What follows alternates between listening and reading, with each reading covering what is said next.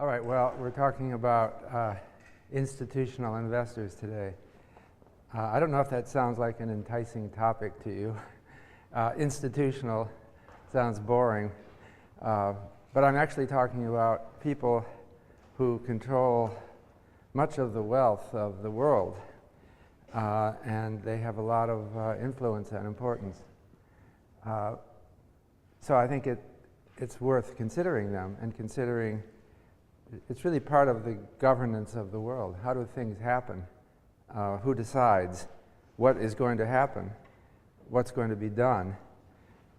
Increasingly, it is professional, institutional investors. They're kind of unseen mostly, and I guess they don't make movies about them. So not that I've ever seen. Someone tell me if there is one. But they're very important. So I thought I would start by just talking about the importance of, in this lecture, I'm going to include both people who manage money for institutional portfolios and also financial advisors and financial planners. They're a very big and important part of the world economy. But I wanted to start by just giving some perspective on them by looking at what it is that we own and what they manage. So I thought I would start for the United States and show a list of everything that's owned, okay? And I got this from, this is from table B100 of the balance sheet for the American economy produced by the Federal Reserve Board in Washington. So it's really a sum of everything that people own in the United States. And the point I'm going to make from this is that institutional investors are quite prominent on this list as managers of it. But let's just first look at the total. This is 70,740 billion, or let's say $70 trillion is it. That's everything that anyone owns. In terms of assets that the Fed can measure. Of course, there's all these priceless things that we all own, but not on this list. But so what are they? Well, number one is real estate. This is owned by households. Actually, they lump in nonprofits, unfortunately, because nonprofit organizations are like people, because nobody owns them, right? So this is the sum of everything that the ultimate owners own. So it's everything. But nonprofits are a small part of the total. So real estate is 18 trillion. That's real estate owned directly by households and nonprofits. It doesn't include commercial real estate that are owned by some of these other things. And then, but that's not held by institutions. That's held directly by households. But the next item on the thing is pension funds. And that's 13 trillion, almost as big as real estate. And what are pension funds? These are plans that either businesses create for their employees or that people invest in themselves for retirement. It's planning for old age. Then there's equity in non-corporate business. Non-corporate business means family businesses. We're trying to, well, not necessarily family, but partnerships and family businesses. You know, the corner store is a business. It's worth something. The Fed has estimated the total value of all of these non-corporate businesses and estimates them at $6 trillion. Again, that's not institutionally held. That's held by families and people. So, so far we've got more family than institutional. But then if you keep going down the list, deposits are deposits at banks, $8 trillion. That's savings deposits, time deposits. Now that's institutional investors managing that. Corporate equities, now this is shares in corporations owned by households, that's 8 trillion. Now we're back to households owning them directly. But But then we have mutual funds. Mutual funds are investment funds for the general public that invest in equities and sometimes bonds and other things. And that's almost $5 trillion. Consumer durable, we're going kind of, it seems like half and half, or maybe a little bit less than half are institutional, but it's a big share so far. Consumer durables, about $5 trillion. That's your cars, your clothes that you're wearing, what else, whatever else is in your house is estimated at $5 trillion. Treasury securities are, now that's government bonds. It might surprise you that it's only $1 trillion. That's because that includes both savings bonds, which your grandmother gave you, right? I don't know if you got that. You got $100 saving bonds. Maybe you did. But that's only $100, right? It doesn't add up to much. There are big time treasury securities that are treasury bonds, treasury notes, but they generally are held by institutions. Not households just generally don't buy them. The total national debt is now in the United States is $14 trillion, but only $1 trillion, that's only 1/14 of it, is held by households. So the institutions hold the rest. Well, foreigners hold some of the rest too, but we're not counting foreigners here. Corporate bonds held directly by households, $2 trillion. Municipal bonds held by households, $1 trillion. But I'll come to this, the total municipal bonds outstanding are more like $3 trillion. So households don't hold them generally, except indirectly through institutions. Life insurance, these are reserves at life insurance institutions. That would be institutional investors again. So it seems like less than half, but close to half of all of the assets in this country are held by institutional investors.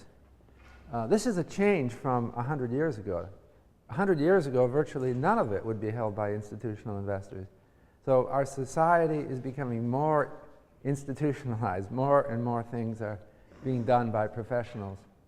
And a related thing I wanted to mention again is that as society gets more modern, the importance of the family is diminished, and the importance of government and business are increased. So for example, pension funds are taking over what used to be a family responsibility. When grandma and grandpa get old, they move into your house and you take care of them. That's an extra financial thing that has gone on from time immemorial. But now it works differently. Grandpa and grandma commit to a pension fund, contribute to it. When they get old, they move to an assisted living facility, which is a place where maybe they're happier. I don't know. At least they can choose, and they don't have just the single choice of living with you, which they might not like. They might like it, they might not. But it's working more institutionally. So this is really, I wanted to talk about thoughts about where our society is going and seeing the increasing professionalization of it. I thought to complete this list, I should remember the previous slide. This 70 trillion is assets owned by the households, okay? But I just wanted to get you in the right perspective on this. What about liabilities, okay? The Federal Reserve Board computes that too. So these are, those assets are owned, but it's not net worth of households because the households owe money too. So the biggest debt that households owe is, in the United States, $10 trillion of home mortgages. All right. So we saw they have $18 trillion of real estate, but they owe $10 trillion, so that they have a net worth in real estate of only $8 trillion. Moreover, consumer credit is $2.4 trillion. That's credit card debt and some other revolving debt like department store cards, or when you buy something, when you buy a car on time, it would go into that total. So the total liabilities are $13.9 trillion. And then, so household net worth is the 70 trillion assets minus the almost 14 trillion liabilities. So it's 56.8 trillion is the total assets. And in per capita terms, that's $184,000. So, you know, that makes it out. Like, that would mean that the average family of 4 has about 800, I'm just multiplying 184 by 4. It's almost $800,000. So we're a country of millionaires, I guess. We're soon to be. But the problem is it's only on average. Most houses, you know, this is unequally distributed. But I should also add, the U.S. government has a debt of, as of this morning, I looked it up on a national debt clock, 14.286 trillion. And that's not counted as a liability of households, right? But it should be, because we have to pay it, and we're going to pay it through our taxes, right, eventually. So you might subtract off another 14 trillion from the 56 trillion. And then let's not forget, there's state and local government debt, all right, which is another 3 trillion. So what does that bring us down to? Something like 40 trillion or less. I wanted to do that just to get perspective on what our assets and liabilities look like.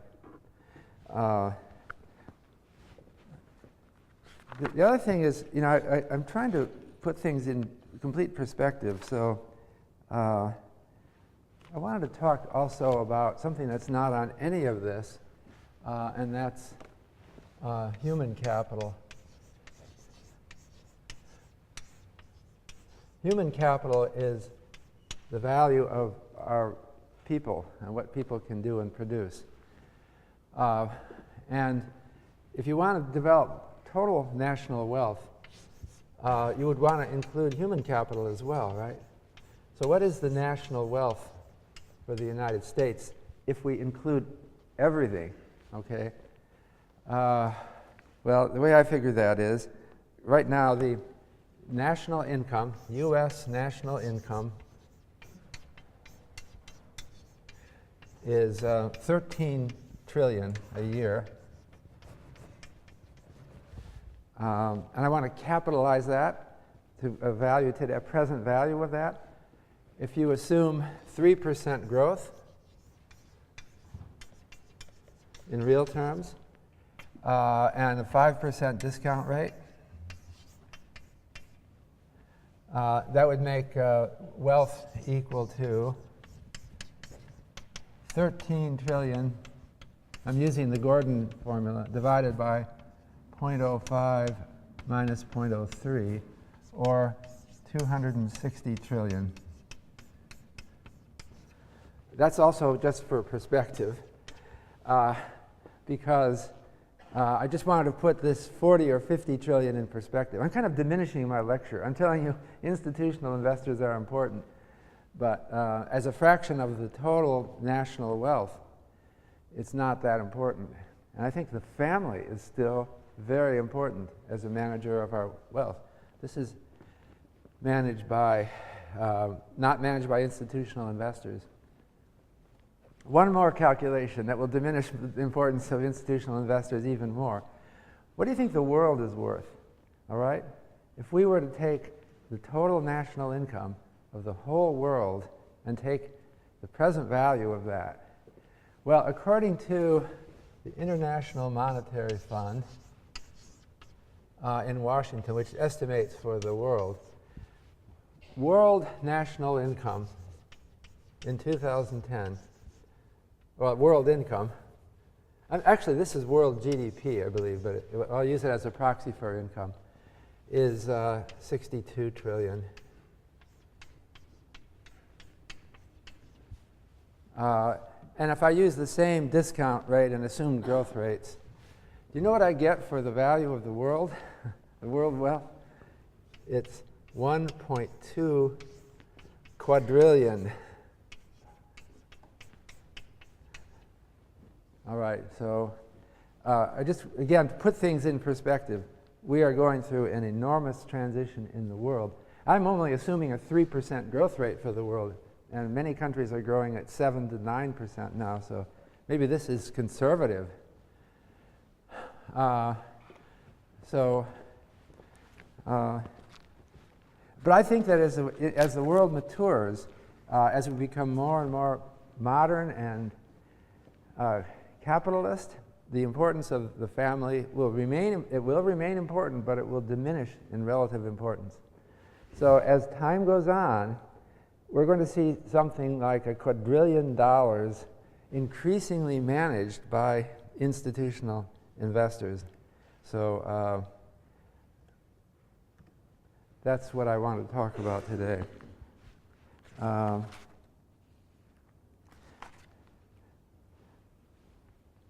So, as I was saying, in modern society, we do things differently. We don't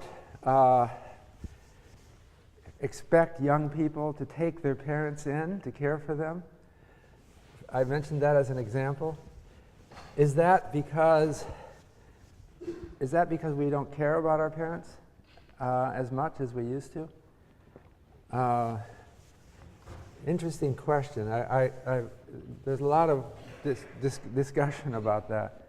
But my general take on it is that most elderly people like to have choices.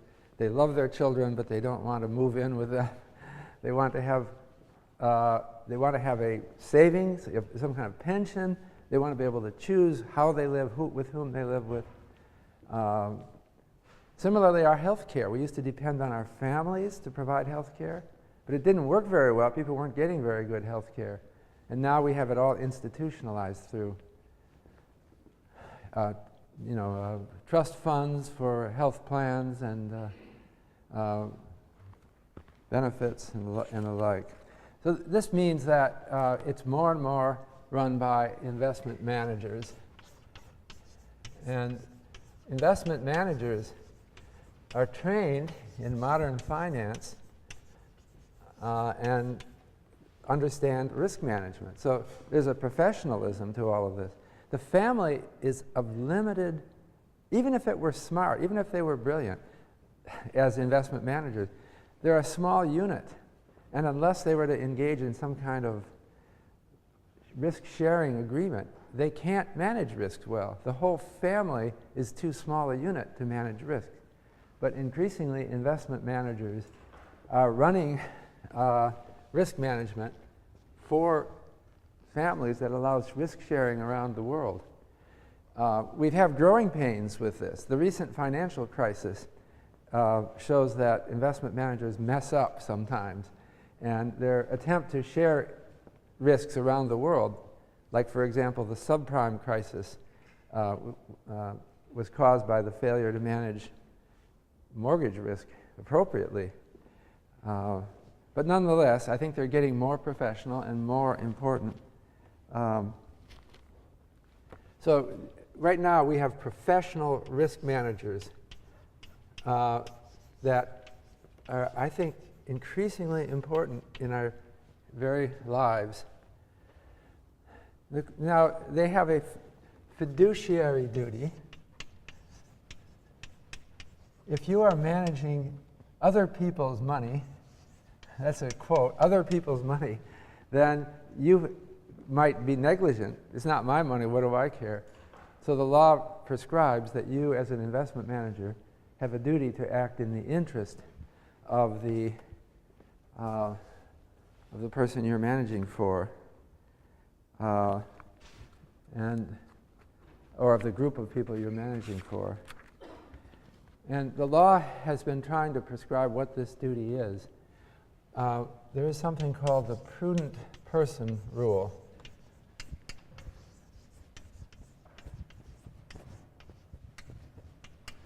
Which is a rule that investment managers have to behave as a prudent person would. I'll read one definition of it. ERISA, which was an act of Congress in 1974, defined, they called it prudent man rule back then because our language was still sexist in 1974. They said that investment managers running pension funds must manage with the care, skill, prudence, and diligence under the circumstances then prevailing, that a prudent man, acting in a like capacity and familiar with such matters, would use in the conduct of an enterprise of a like character and with like aims. Okay? They're trying to legislate what it is to be a good fiduciary. And it seems sensible. You should ask, if someone is managing a pension fund for elderly people, they shouldn't do wild and crazy investments, right? They shouldn't invest in racehorses or something like that. Should be prudent. But then how do you define it? If you read the Act, it says they would be acting like a prudent man in a like capacity, in a conduct of an enterprise of a like character and with like aims.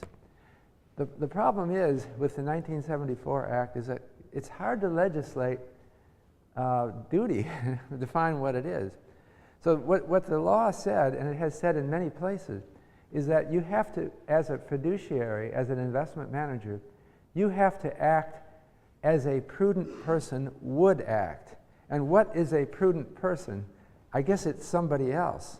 I mean, somebody else who is of a kind of a standard, ordinary type. I don't know what it is. I mean, I could say that investing in racehorses is the smartest thing for me to do, but I can't claim that that's a prudent person act. So the law has required institutional investors, to some extent, to behave as, not as they would behave, but as they think other people would behave. It was legislating a requirement that you don't do what you think is smart, you do what you think other people think is smart. And this has been a problem because what it has done is it has created a class of institutional investors who live in fear of laws that could come down on them if they, with the best of intentions, invest on behalf of their clients in an unconventional way, and therefore could be punished for violating the prudent person rule. Thus, for example, because of the prudent person rule, university endowments, which are an example of institutional investments, for much of the 20th century were invested in bonds, government bonds, because they thought, well, that's prudent. No one can tell me that we're not prudent. The government bonds is safe.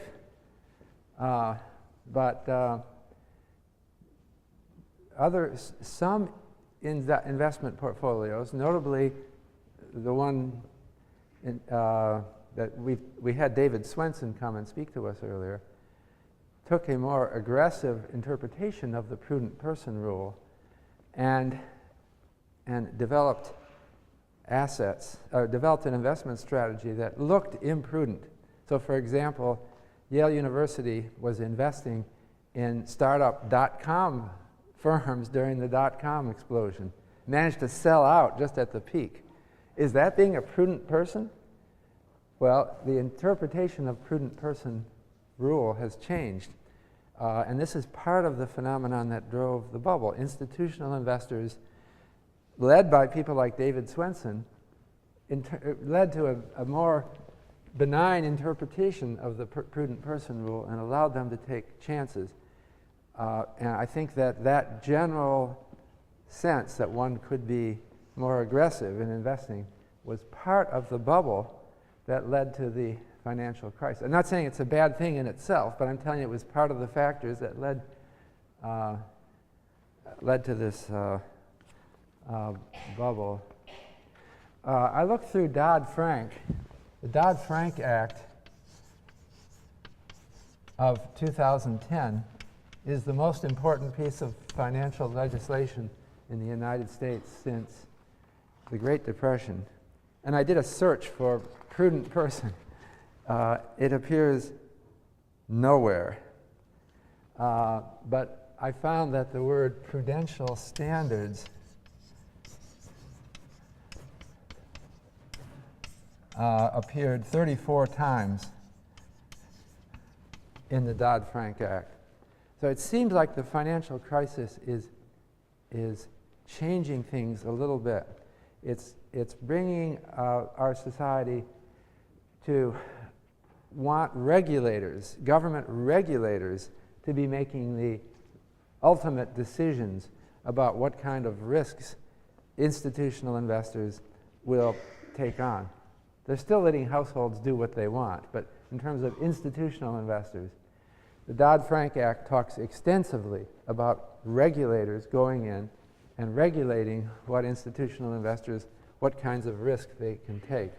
The same thing is true in other countries. I think this is a world phenomenon. The problem is that the prudent person rule didn't seem to work. It didn't seem to work well enough. It started out when it was first imposed as encouraging a very conservative investment, but then people thought as time went on that that didn't make sense. They got more loose, and it led to a financial crisis. So Dodd-Frank is creating something called the FSOC, the Financial Stability Oversight Commission, which has to enforce, well, it doesn't enforce, but it makes recommendations on prudential standards, particularly regarding, well, I'd say particularly, but including leverage. Leverage, we talked about, is the amount of money you borrow. Well, it's measured. It's a measure of the risk that you've imposed on your portfolio by borrowing to buy assets. The economy became increasingly leveraged up until the financial crisis when it began around 2007.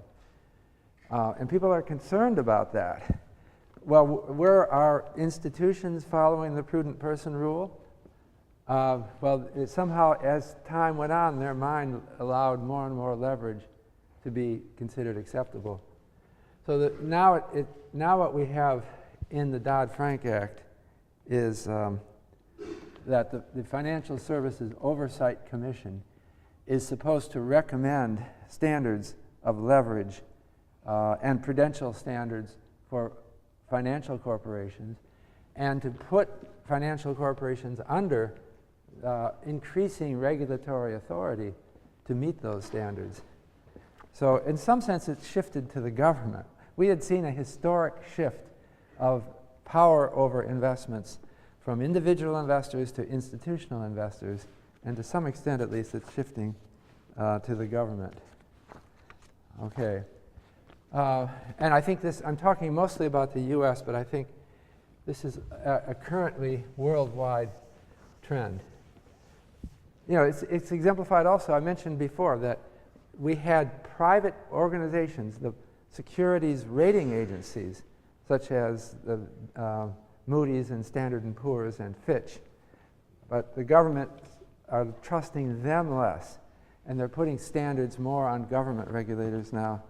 I said I would talk about financial advisors. Financial advisors are people who don't directly manage portfolios. They're not institutional investors, but they give advice to those who do.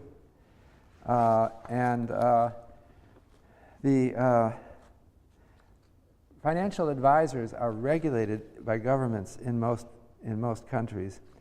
So in the US, for example, the SEC, the Securities and Exchange Commission, requires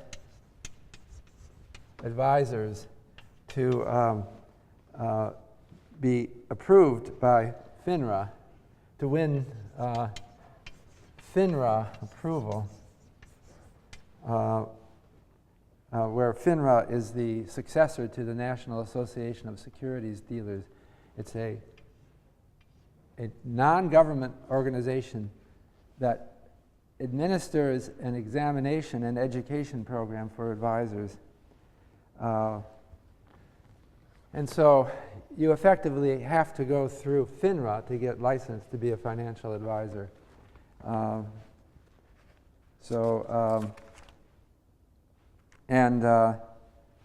Okay. I'll give you an example of an organization of financial advisors. NAPFA is the National Association of Personal Financial Advisors that manages the interrelation between financial advisors and the public. So these people will typically charge between $75 and $300 an hour, and you can get one tomorrow. Just make a phone call, get on the website, NAPFA website, and hire one. And they have a code of standards. They have to be licensed through the SEC, and they have to have a code of standards, oath of loyalty to the client that they undertake. This is a big business. I'm mentioning it because I think I gave some, in one of my first lectures, I gave you a count of how many people there are. But I'm just trying to, there's also something else called a financial planner. Financial planners. Now it sounds like the same thing to me, but somehow if you call yourself a financial planner, you don't have to go through this licensing. The Dodd-Frank Act, I didn't find much new legislation regarding them. The Dodd-Frank Act is calling for a study of financial planners.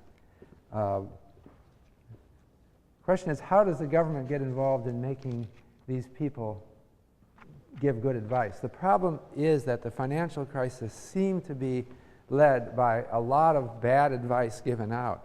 A lot of people were encouraged to leverage up their ownership in their home, to borrow heavily to buy second homes. I'm sure that financial advisors were not uniformly advising that, or financial planners, but there's a concern now about what kind of advice people were given. So in 1996, Congress passed a bill in the United States saying that financial advisors cannot be convicted felons, among other things. But there hadn't been, until then, such a law. We have something else called mortgage brokers. It's a little different. These are people who give advice on getting a home mortgage. There was no licensing of them until the financial crisis, because mortgage brokers could be anything. They could even be a convicted felon until just a few years ago, until after the crisis. Here's the fundamental problem, that people are they're confronted by an increasingly complicated financial structure. Living is less family, and it's more investing and getting involved in financial markets, and most people don't know how to do it, and that the people who give them advice are often not giving them the best advice. What can we do about that? Well, the government is trying, but it's imperfect. I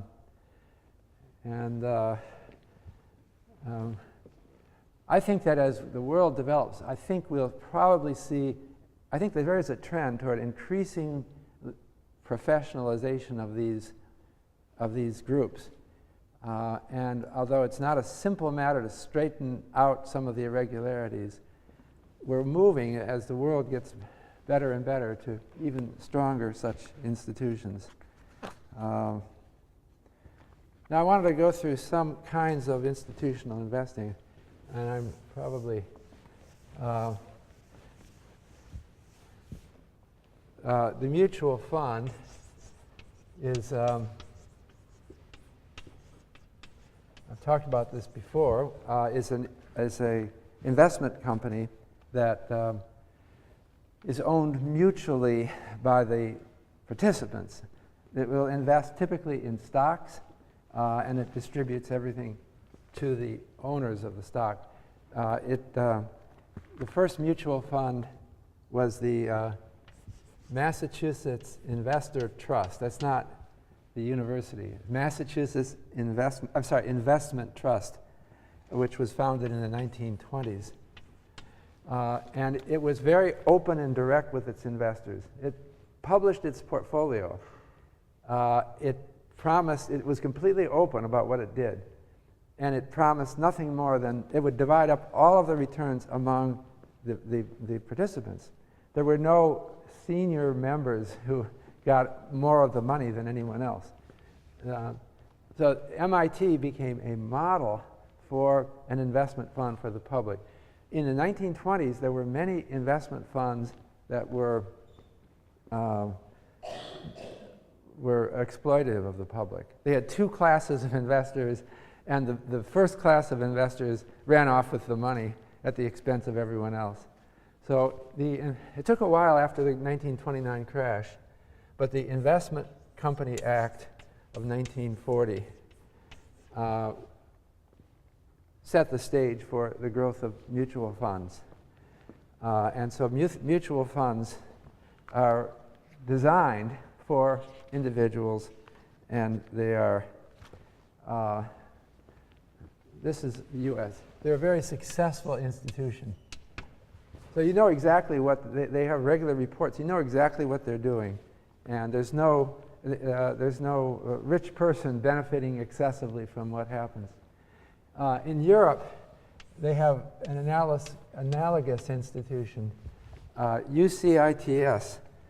It refers to a European Union directive called the Undertaking for Collective Investment in Transferable Securities, which is an EU directive, 1985, and then they had revisions in 2001 that creates a standard investment fund like a mutual fund for Europe. It used to be that every European country had its own securities law, and it made it difficult because there's so many European countries. So they standardized and it developed a sort of European version of the mutual fund. The key difference, I think, between a mutual fund in the US and the UCITS in Europe is it's technical. It's how they're taxed. The mutual fund in the United States, if you own shares in a mutual fund and you just hold them, you will still get capital gains taxes every year, even if you didn't sell it, because other people in the mutual fund sell some of their shares, generating a capital gains, and that capital gains is then distributed to all of the participants in the mutual fund. With the UCITS in Europe, you don't pay capital gains taxes unless you yourself sell. So I think the UCITS form is gaining on the mutual fund form. And some people, notably Robert Posen at the Harvard Business School, is advocating that the US switch to the European standard. Okay, I wanted to talk about trusts.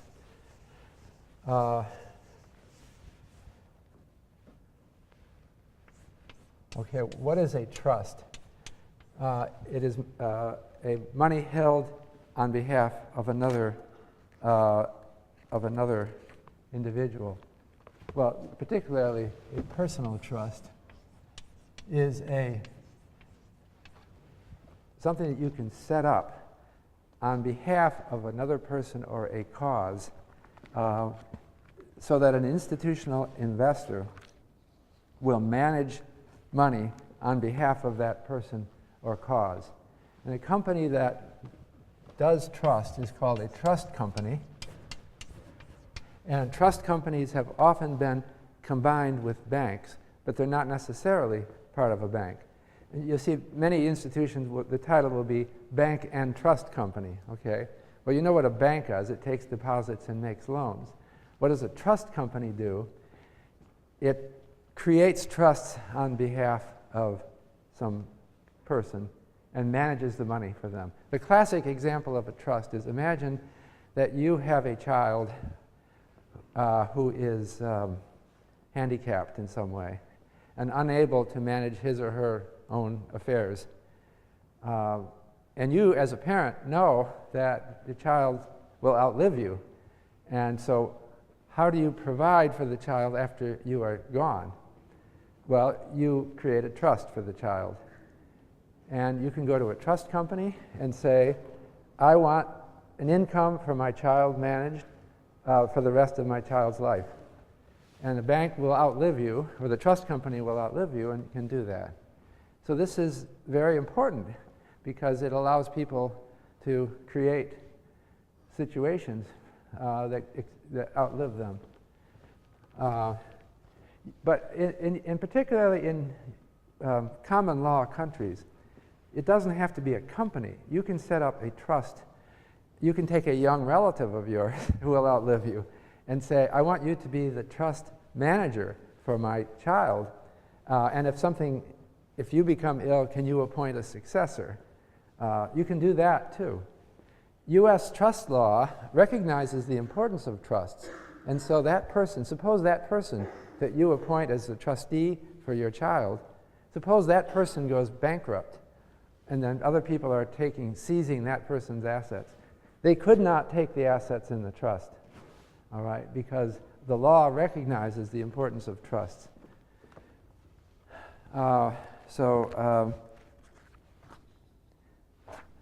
There are different kinds of trusts, but I thought I should tell you about a particular kind that may be relevant to some of you in your future.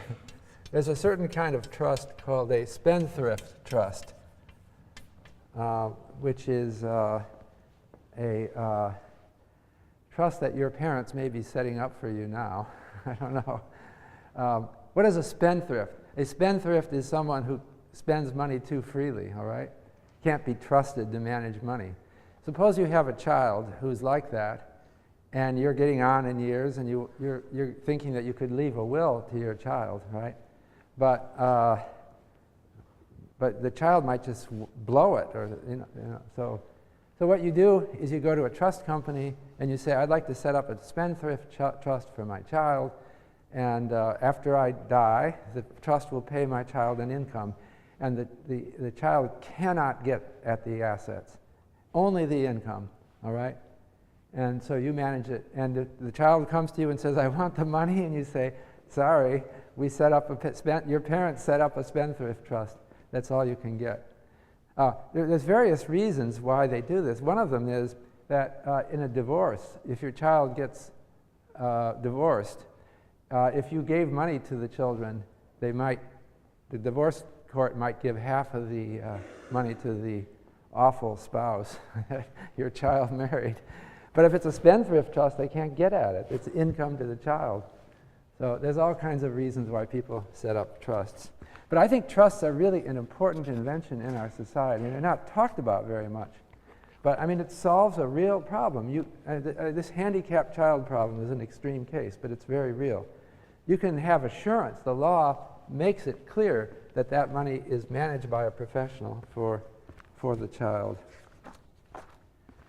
Now, these are real and important institutions that help people get on with their lives. And I think our financial system does a lot to make these things work well.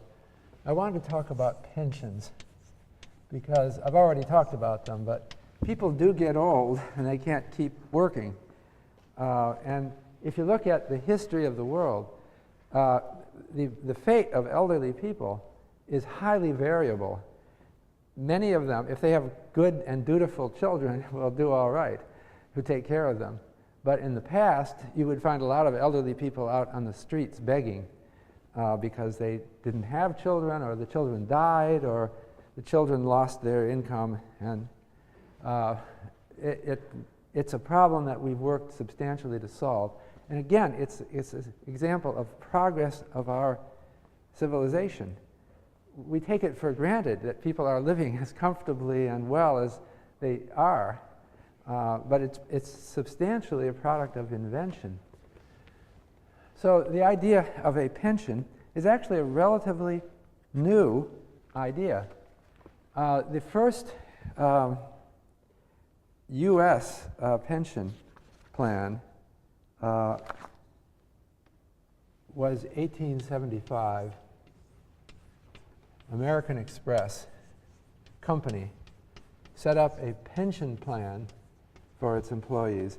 There is actually an earlier example in the UK, I think, but I don't have the name of it here, but only something like 20 years earlier. So until then, there was never a pension plan. But so American Express set up a plan, and it said employees who had worked at, this, by the way, is not the credit card company. This was a delivery company. They had stagecoaches. This is a long time ago. If you worked there for 20 years, past age 60, and was disabled, you would get 50% of the average of the last 10 years' pay for life. So this was a model, 50% of last 10 years, of average of last 10 years pay on retirement, because it was tied to how much income. You thought you could live on half the income that you earned when you were working. In 1901, Carnegie Steel, that's Andrew Carnegie, the same Andrew Carnegie who wrote The Gospel of Wealth that we've been talking about, gave this was the first large industrial pension fund, and it covered a substantial number of people. It was a milestone that suggested many more such pension funds. Unions in the early 20th century started setting up pension funds. For example, the pattern makers in 1900, the granite cutters and cigar makers in 1905, etc. So union pension funds became popular in the early 20th century. But there was a collapse of pensions after 1929. Many people were promised pensions in the first 3 decades of the 20th century, and the companies just went out of business and didn't. Moreover, the unions' pension funds failed especially disastrously. They just didn't.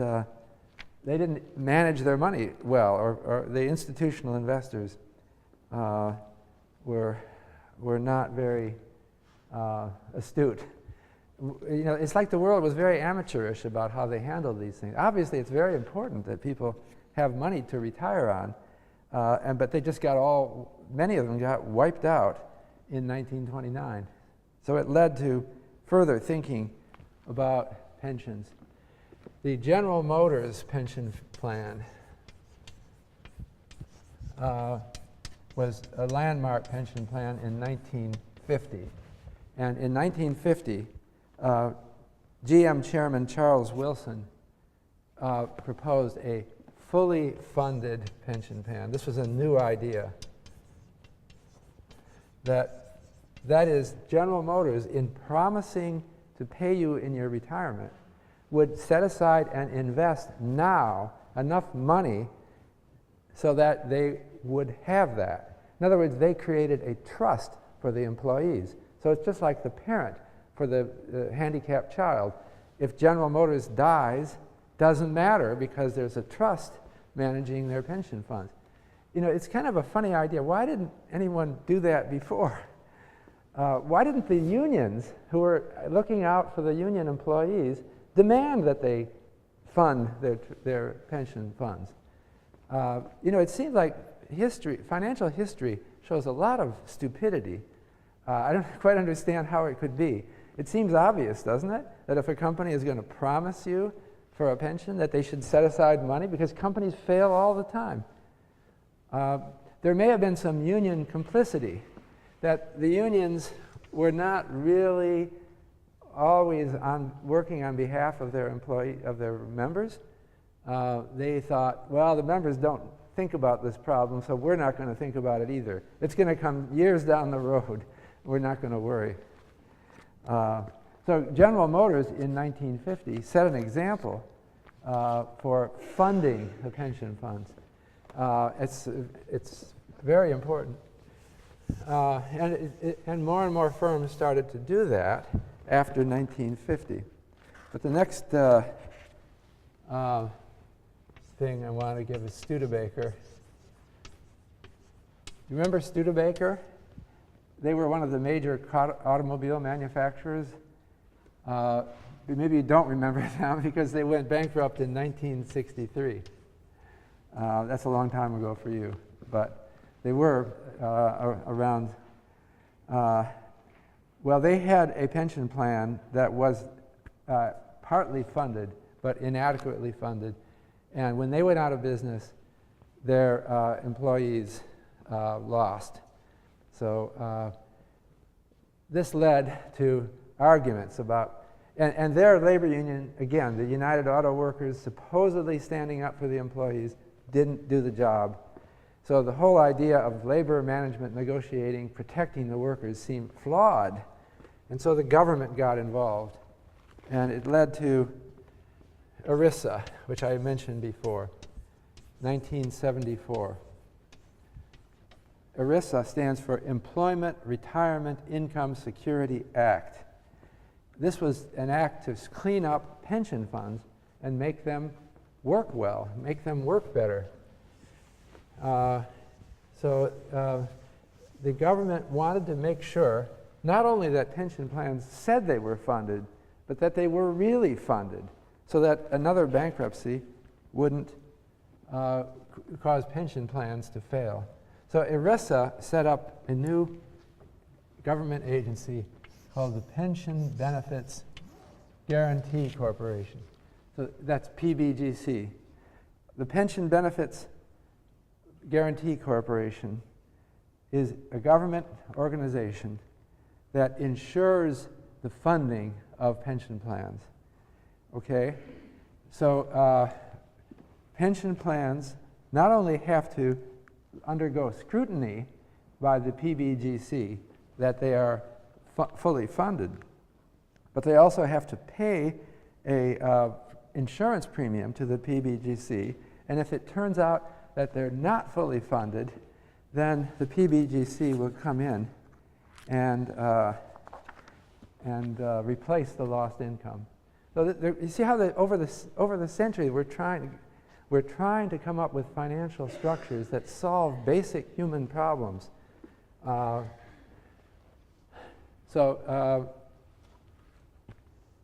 PBGC, by the way, is still here, and it hasn't gone bankrupt despite this financial crisis. Though people are worried about it, it has managed to survive. After 1974, shortly after this, after 1974, a new kind of pension plan became popular. So ERISA was written in an age of defined benefit pension plans. Okay, like the original American Express pension plan. What did American Express pension plan in 1875 promise you? It promised you half of your average income for the last 10 years. All right? And if you're going to fund the pension plan, you're presenting a problem to the managers of the pension money. They have to hit that target. They're told you the pension plan has an obligation to fund the payments equal to whatever percent of last year's income. And that's kind of a tricky problem if you're a manager. How do I do that? How do I hit that target? How do I know how much money to set aside? Well, it's getting now into government regulators and prudent person rules, and it's tricky. But the point is that in 1974, almost all pension plans were like that. They defined the benefit that you would receive when you retired. But in the 1980s, companies started offering a new kind of pension plan called a defined contribution. The idea was, it's hard for us to hit that target of, say, 50% of your average income for the last 10 years. How do you expect us to do that? We don't know how much these investments will pay out. We don't even know how much money you'll be paid in your last 10 years. So, it's asking us to do the impossible. So, well, it's not impossible, to do the difficult.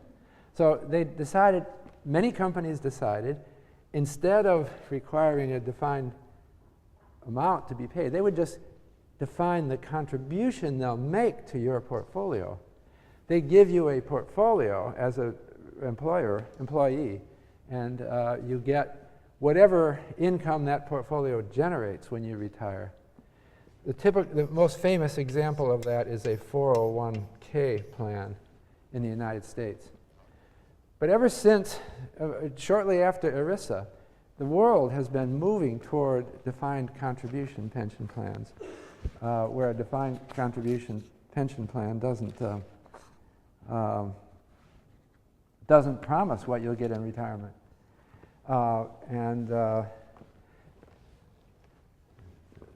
That's so then a portfolio manager for a defined contribution pension plan doesn't have to worry about hitting targets. And in fact, the way defined contribution plans are usually set up, they give the individual employee the choice of the main portfolio allocation between stocks and bonds and real estate or whatever. But you have investment managers managing within one of those asset classes. So there'll be someone managing an equity fund, another one managing a bond fund, and they try to do as well as they can as investors, subject to the restriction of what they invest in, and it's left to the client to choose the allocation. Defined contribution plans are going through growing pains too. We still don't have the perfect system. The problem with defined contribution plans, one problem is that you don't have to sign up for them the way they've been set up. It used to be, under the old days, defined benefit plans, but just automatically every employee would get the pension plan.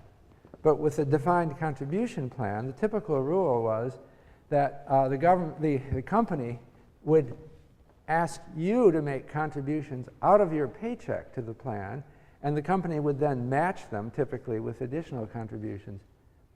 But something like a quarter of the people would choose not to participate.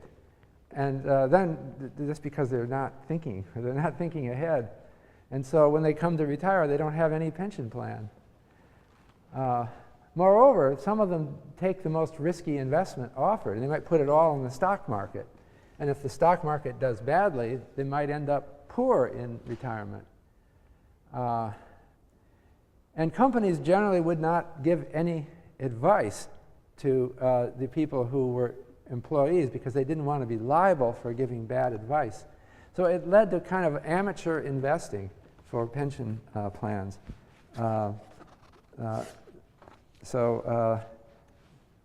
There's been work to try to fix that, and I think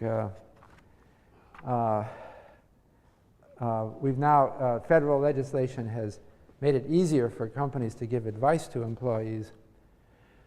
They've also allowed recently, in the last few years, for companies to automatically enroll employees in a pension plan and allow them to make allocations if they didn't hear anything from the employees. In other words, they'll put you into a prudent allocation, and then you're actually there. You're in it because you've said nothing. So that's working towards solving the problem. We still don't have, I think, the ideal solution to any of these things. But so I've talked about pension plans. Let me move on to endowments, endowment managers, of which David Swenson is one. So an endowment manages a portfolio for some cause or some purpose, like a university. And the history of endowments is one of great, it's just amazing to me how many serious mistakes were made in history. But we're gradually becoming more professional. So I'll give you an example of mistakes. I don't know if this is in Swenson's book. In 1825, Yale University put its entire endowment in an investment in the Eagle Bank of New Haven. Okay. You know what happened? It went to zero. It ended up with nothing. So Yale had no endowment after 1825. So Elihu Yale may have given us money, and we should have turned it into a pretty tidy sum compound interests from 1700 to 1825, but we blew it completely. This is the first thing you learn in a portfolio. You don't put all of your money in one investment.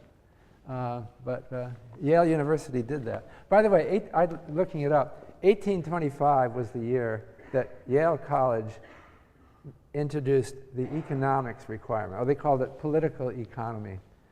Before that, there were no economics courses at Yale. So maybe it was this experience that made them do that in 1825.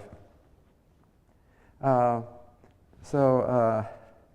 to give you another example, Boston University, this is much more recent, under John Silber, invested not the whole endowment of the university, but $90 million in one company called Saragen, which was a genetic engineering company. Just John Silber decided to do this, and he lost Boston University 90% of $90 million. Under University of Bridgeport, not far from here, blew its whole endowment and ended up having to join the Unification Church to survive. I think that somehow that's been undone since then. I'm not sure of the details, but it may not have been what they would have done if they had had an endowment. See, what Swenson thinks is what he's doing is protecting the ability of a university to undergo its financial mission. And so because Swenson was not overly constrained by prudent person rules, because he was free to invest in a high intellectual standard, he's made it possible for Yale to pursue its educational objectives. Right now at Yale University, like other successful endowment universities, graduate students get their whole tuition paid plus a living allowance. So it's like a job coming to be a graduate student. The university you should know this if you're thinking of getting a PhD. Come to one of these universities and they'll pay you something like, is it $25,000 a year to something like that? That's a pretty good deal. It's not a deal; it's a gift. It's the generosity of the alumni, and it's the success of the investment strategy that makes that possible. And then I wanted to talk about another kind of institutional investor. And this will bring me back to my discussion of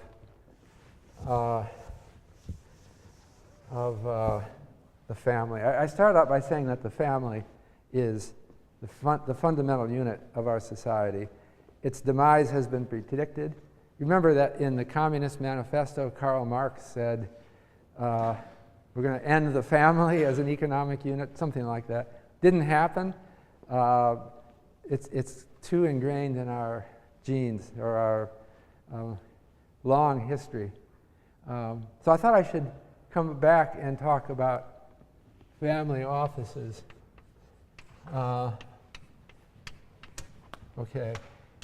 And family foundations. Although these apply only to the more wealthy people in our society. What is a family office? These are people who have $100 million or more typically set these up, maybe even less, maybe with $20 million in assets. But if you have $100 million in assets, 5% income is $5 million a year, right? That's pretty, it would be sensible to take on some full-time employees to manage your family portfolio. And so that's called a family office. I recently spoke at a family office forum down in Florida. They seem to be very numerous. There's an awful lot of families. The families come to these conventions and they hear people like me speak, although I'm different than most of them, because most of the people speaking there wanted to sell products, and I wasn't there to sell anything. But so they typically have 2 or 3 or 5 people working full-time, managing their portfolio and planning things like trusts for the children And then there's something else called the family foundation. The family office is for the family, and there's something else called the family foundation. And this is different from a family office, but they could be interrelated, and I think most wealthy families have both. A family foundation is a charitable organization created by a family with the name of the family typically on the foundation.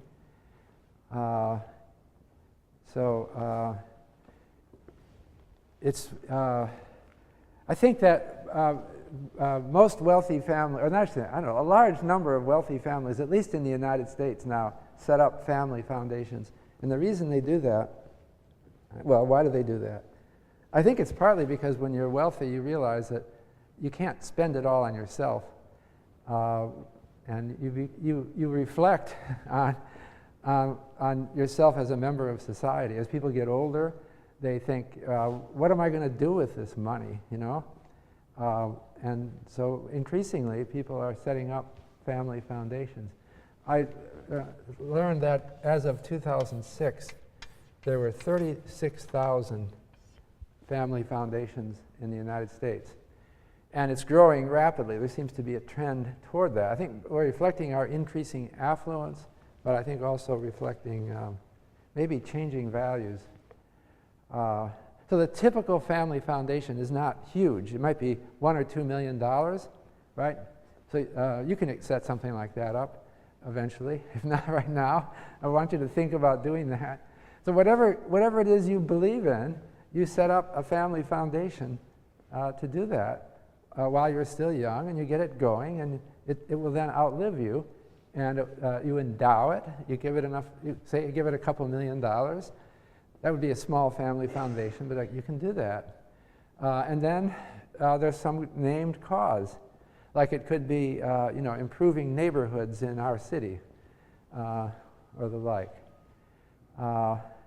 And family foundations. I think there's an important tax advantage, and you don't want to think about this yet, but you should start thinking about it. When you start making money, assuming that happens, what do you do with it? Okay, now you're pulling in $1 million a year. Okay, that's something that you might well do, and so I can just put it in the bank and not think about it. One problem is the government will tax you on it, and you get a charitable deduction from your tax, which encourages you to give to charities. So all right, so you're now 30 years old and you're making $1 million a year. And what do I do with all this money? I'm paying taxes on it. If I give it away, I get a tax break. So there's an incentive to give it away. You're getting all these phone calls at night from, they found out that you exist, right? From United Fund or different charitable organizations. But you stopped answering the phone because you're annoyed by all these phone calls. And you're thinking, I don't want to just give it away to someone that called me up on the phone. I want to think about what I want to do something for the world. But so the idea is that while you're still young, you set up a family foundation and you give the money to the foundation irrevocably, all right? It has a cause written in its charter or and then you don't have to spend it now. You're too busy thinking about what you're doing. So you start contributing to the family foundation, and it accumulates. Meanwhile, you're getting the tax deduction. So that's why 36,000 families have done this in the United States. And I think it's growing, again, over all the world.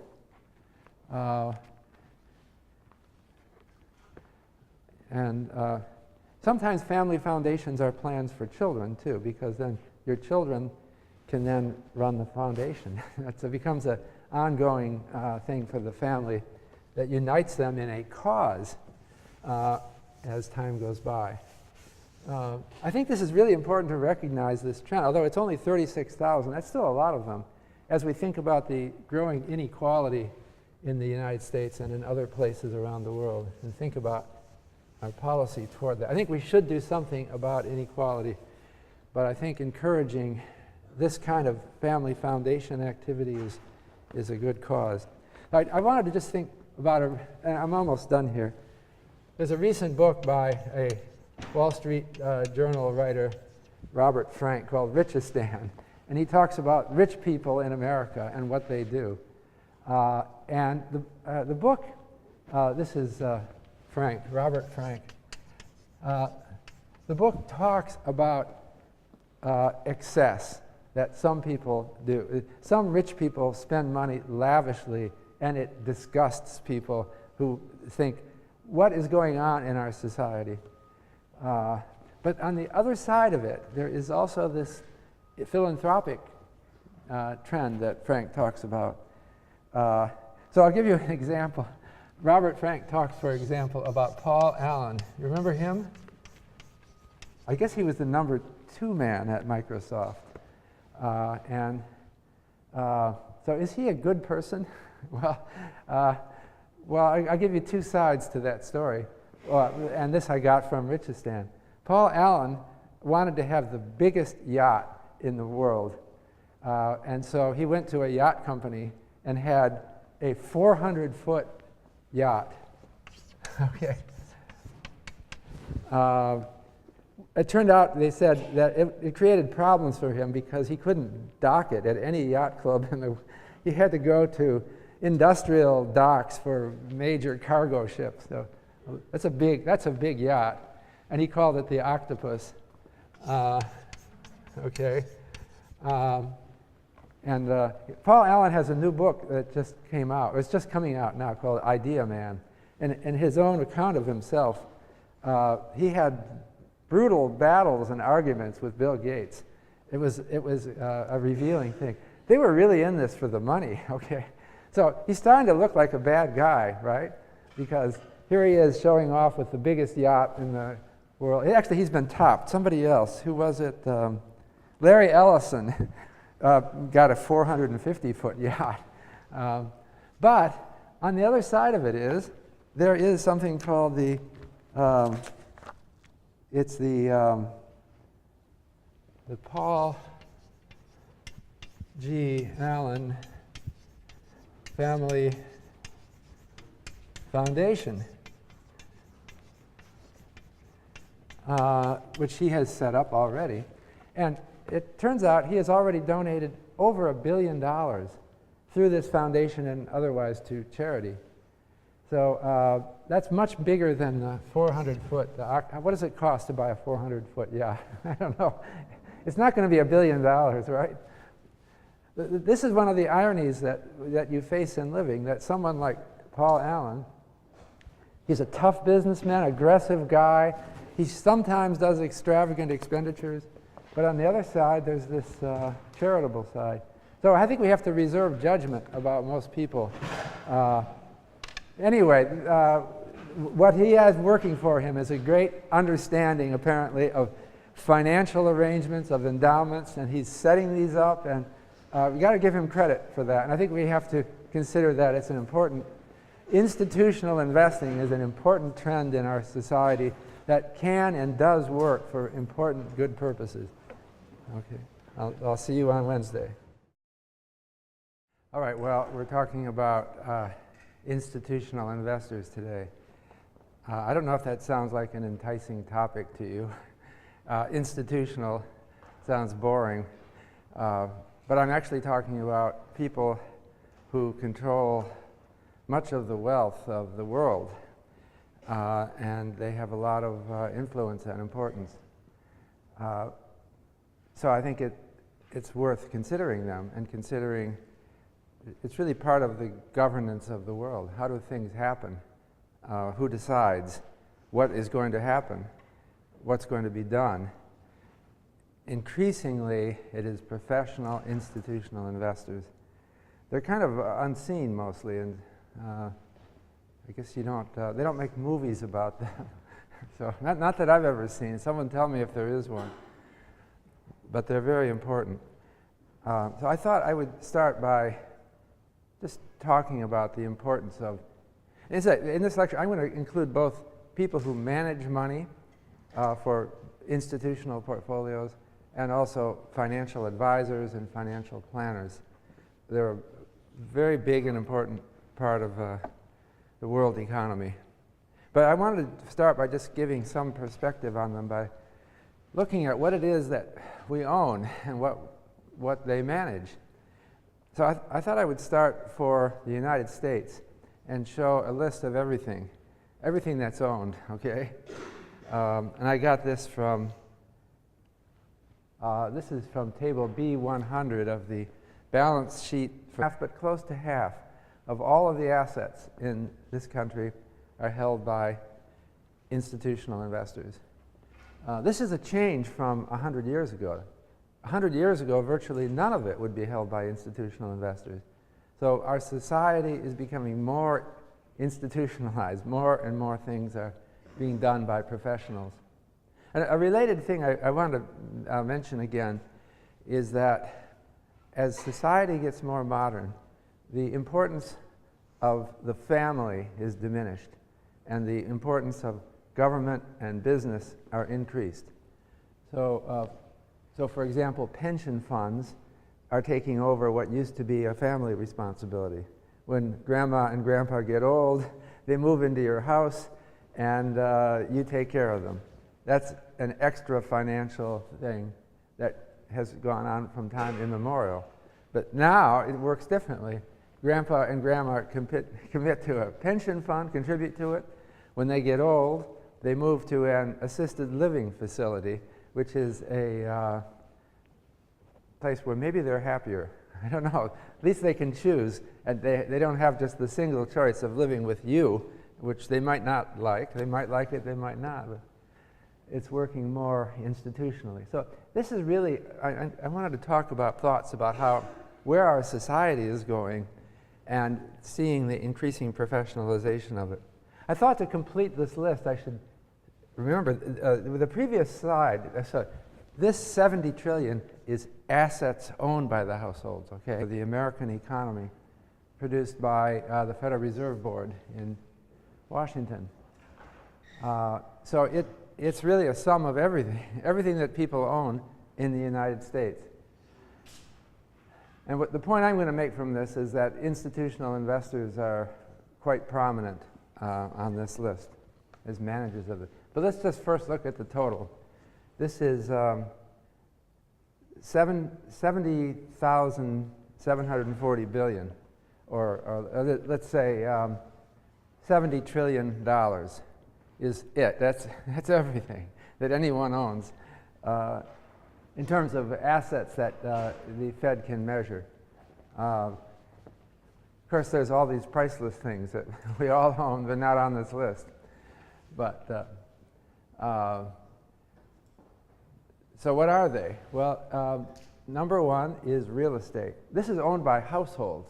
Actually, they lump in nonprofits, unfortunately, because nonprofit organizations are like people, because nobody owns them, right?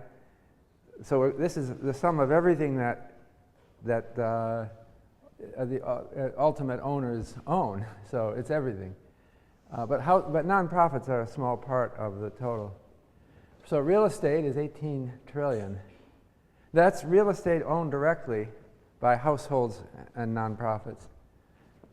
It doesn't include commercial real estate that are owned by some of these other things. But that's not held by institutions. That's held directly by households. But the next item on the thing is pension funds, and that's 13 trillion, almost as big as real estate. And what are pension funds? These are plans that either businesses create for their employees or that people invest in themselves for retirement. It's planning for old age. Then there's equity in non-corporate business. Non-corporate business means family businesses. We're trying to, well, not necessarily family, but partnerships and family businesses. You know, the corner store is a business. It's worth something. The Fed has estimated the total value of all of these non-corporate businesses and estimates them at $6 trillion. Again, that's not institutionally held. That's held by families and people. So, so far we've got more family than institutional. But then if you keep going down the list, Deposits are deposits at banks, $8 trillion. That's savings deposits, time deposits. Now that's institutional investors managing that. Corporate equities, now this is shares in corporations owned by households, that's $8 trillion. Now we're back to households owning them directly. But then we have mutual funds. Mutual funds are investment funds for the general public that invest in equities and sometimes bonds and other things. And that's almost $5 trillion. Consumer durable, we're going kind of, it seems like half and half, or maybe a little bit less than half are institutional, but it's a big share so far.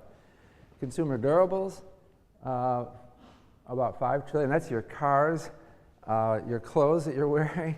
What else? Whatever else is in your house is estimated at $5 trillion.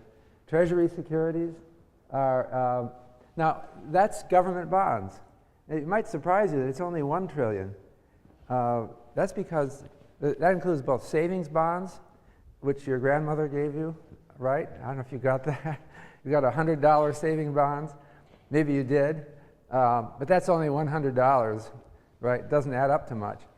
There are big time treasury securities that are treasury bonds, treasury notes, but they generally are held by institutions, not households. Just generally don't buy them. The total national debt is now in the United States is $14 trillion, but only $1 trillion, that's only 1/14 of it, is held by households. So the institutions hold the rest. Well, foreigners hold some of the rest too, but we're not counting foreigners here. Corporate bonds held directly by households, $2 trillion. Municipal bonds held by households, $1 trillion. But I'll come to this. The total municipal bonds outstanding are more like $3 trillion.